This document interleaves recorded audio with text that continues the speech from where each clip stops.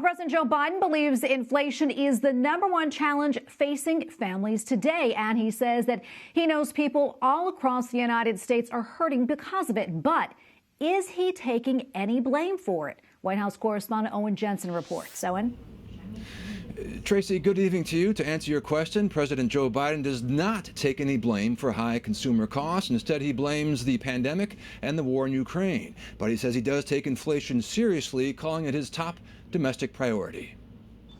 On a day when AAA says gas prices have hit an all-time high, $4.37 per gallon, President Joe Biden tells the nation from the White House, Ukraine has 20 million tons of grain in storage in silos right now. They're trying to figure out how to get out of the country into market, which would reduce prices around the world. And as Americans get socked in the wallet, we're working with our European partners to get this food out into the world so they could help bring down prices. But it's difficult because, again, of Putin and the Russian invasion of Ukraine. Now, after his speech, a reporter asked the president if he takes any blame for inflation.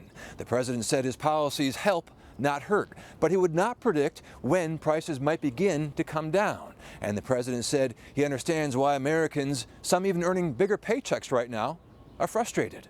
The vast majority of Americans are hoping that their government just takes care of their problem, and they don't have to think about it in detail at the kitchen table or at the dinner table. And that's understandable, no matter what their background. But Republican Senator Mitch McConnell did not hold back on who's to blame. American families are being crushed by 8.5% inflation. Democrats' policies have unleashed the worst inflation in more than 40 years. Now, after his speech today, President Joe Biden was also asked by a reporter whether he supports any restrictions on abortion.